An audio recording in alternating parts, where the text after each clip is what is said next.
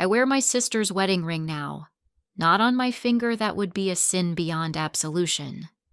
I wear it on a thin silver chain around my neck, hidden beneath my shirt, where its cold, constant weight against my sternum is a reminder of the two promises I am trying desperately not to break, the one I made to her to always look after him, and the one I made to myself to never let him know why.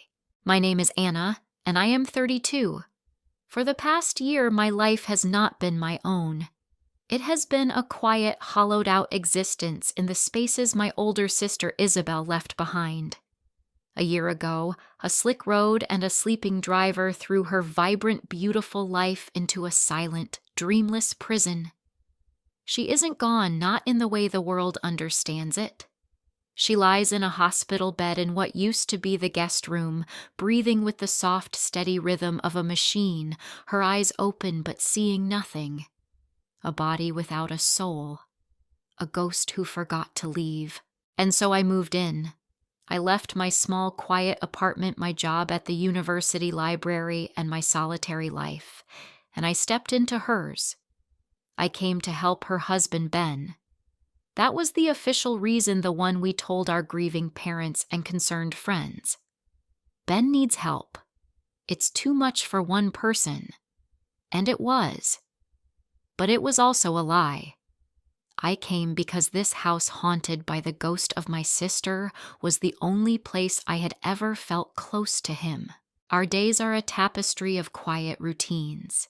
We are a team, a well-oiled machine of grief and duty. In the morning, I flush Isabel's feeding tube while Ben gently changes her dressings. We turn her body every 2 hours to prevent sores, our hands sometimes brushing in the sterile, silent process. The touch is clinical, functional, and yet every time it happens, a small, treacherous current runs through me. In the evenings, we sit in the living room, a television show we aren't watching. Flickering in the background, the silence between us thick with the presence of the woman who connects us. Isabel was the sun. I and everyone else simply orbited her. She was charismatic, dazzlingly beautiful, and effortlessly charming. Men adored her. Women wanted to be her. I loved her with a fierce, protective loyalty that was mingled with a quiet, lifelong envy.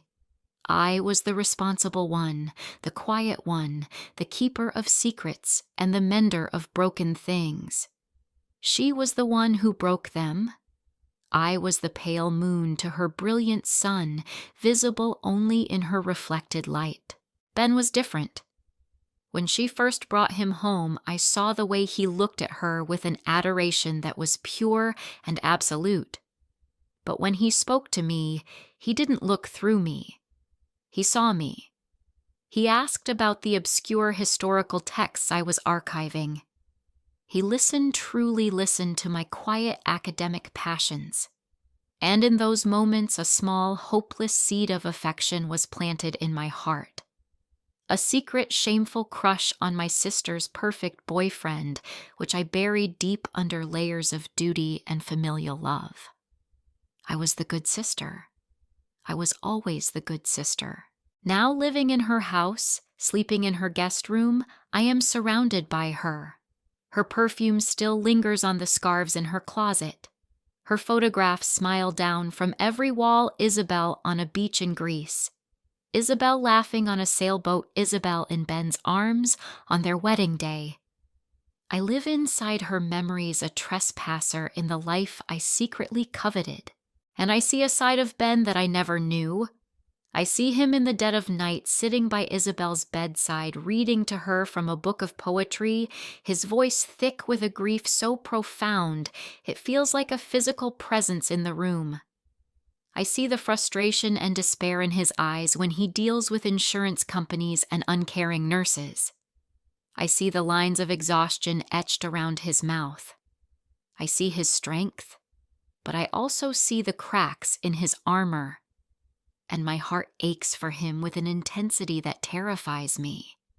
It is an ache that feels too personal, too intimate, too much like my own. The slow blurring of lines began on a Tuesday. It was raining a miserable gray drizzle that matched the mood inside the house.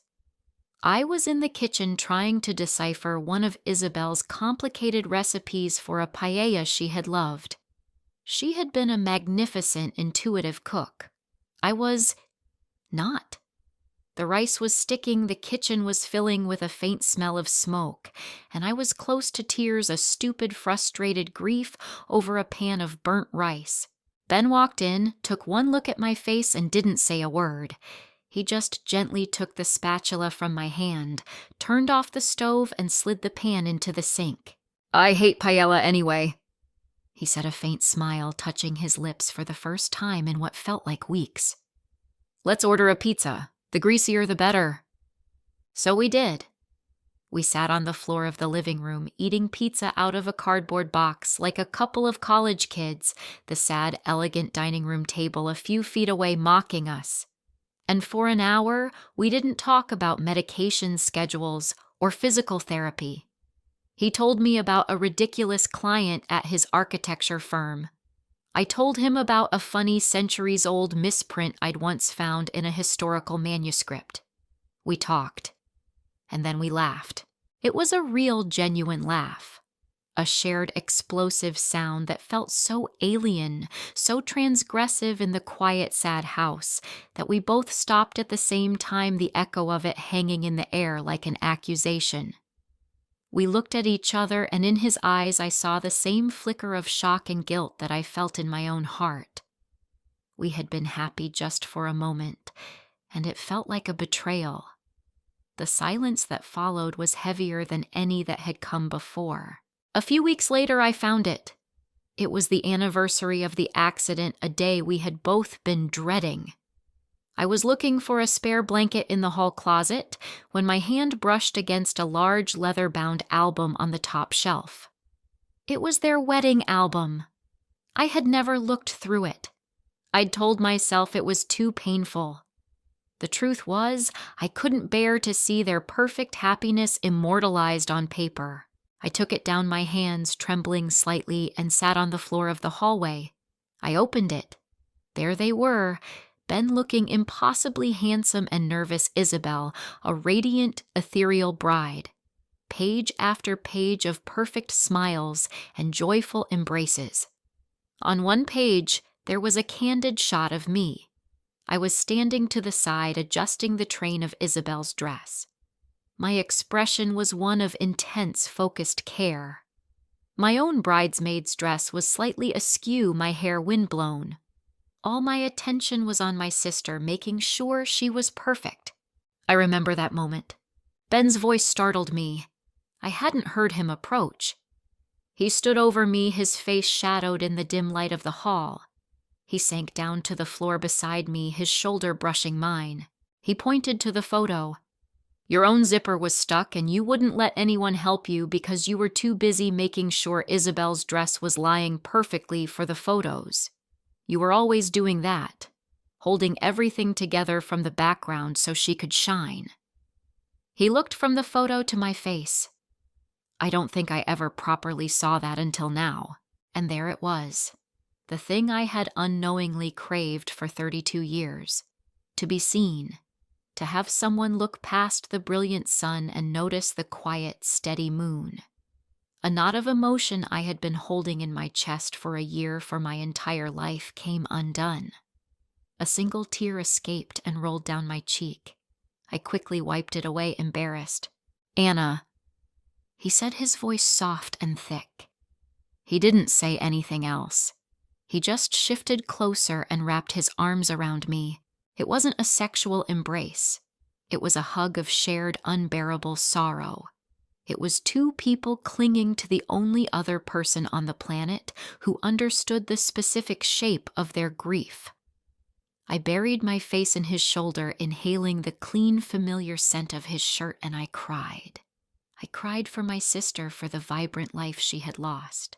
I cried for him, for the good man trapped in this living nightmare. And if I am honest with myself, I cried for me, for the lonely woman who was finally being held. We stayed like that for a long time, the wedding album lying open on the floor between us.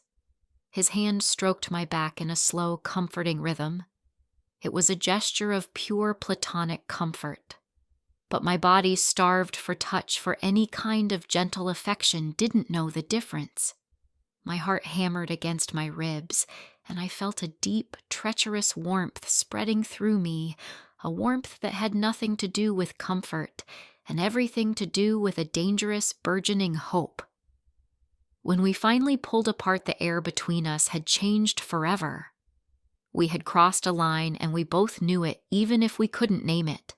The final confession came late one night, a few weeks later.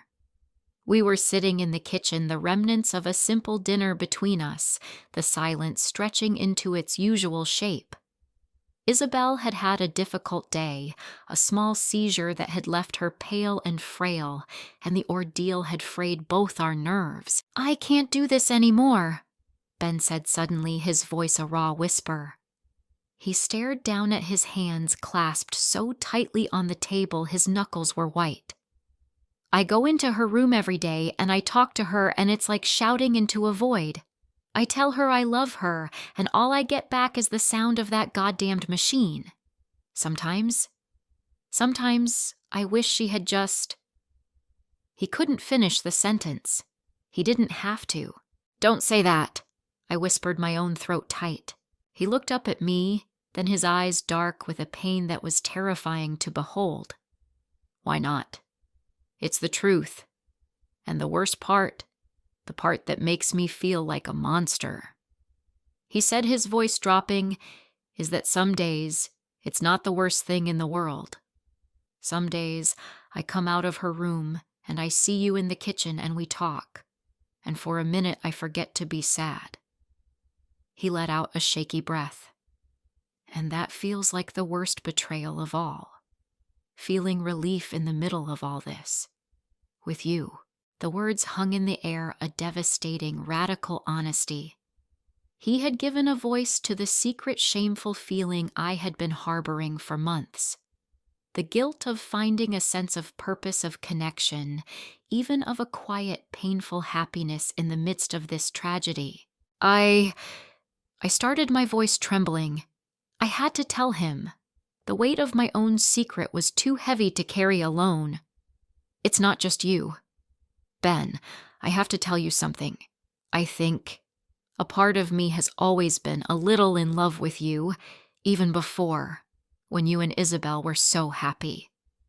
The confession tumbled out clumsy and mortifying, but utterly true. "And I feel so guilty for being here for this, for us." He stared at me, his expression unreadable. Then slowly he reached across the table and took my hand. His fingers laced through mine, his grip firm and warm. We didn't speak. We just sat there holding hands in the quiet kitchen of the house that belonged to the woman we both loved, our shared ugly, beautiful truths, a more profound and intimate transgression than any kiss could ever be. It wasn't a beginning. It was an acknowledgement of an end. The next morning I knew what I had to do. I couldn't stay. My presence in this house was no longer a comfort. It was a complication. It was a constant temptation for us to seek solace in each other, to build a new life on the foundations of a ruined one. It was a betrayal of Isabel waiting silently in the next room. I packed a small bag while he was out picking up prescriptions. When he returned, I was standing in the hallway, my car keys in my hand. "I'm going back to my apartment," I said, my voice surprisingly steady. "I'll still come every day. I'll help. But I can't. I can't live here anymore." He didn't argue. He just nodded, his jaw tight, a universe of understanding and sorrow in his eyes. He knew I was right. It was the right thing to do. The only thing to do. But it felt like another death. Another loss piled onto the mountain of loss we already carried. "Anna," he said, his voice cracking. "Thank you." I knew he wasn't just thanking me for my help. He was thanking me for my honesty. He was thanking me for walking away. Now I am back in my small apartment, surrounded by my books and my quiet, solitary life. I visit them every day. We are a team again, but there is a new, carefully constructed distance between us, a professional space that keeps us safe. I still wear the ring on the chain around my neck. It feels heavier now. This isn't a story about a forbidden affair. It's a story about the messy, painful, and complicated nature of love, grief, and duty. It's about how the heart, in its desperate search for warmth, can lead you to the very edge of your own morality. And I've learned that sometimes the most profound and difficult act of love is not to hold on, but to let go. It is to protect the memory of a love that was, and to have the quiet, devastating strength to walk away from a love that could have been. Our lives are not simple equations. They are complex, overlapping stories of loyalty, desire, and the ghosts we carry. If you are moved by the intricate and often heartbreaking choices that define the human experience, subscribe to our channel. We believe in the power of stories that explore the truths we find in the most difficult of places. No one,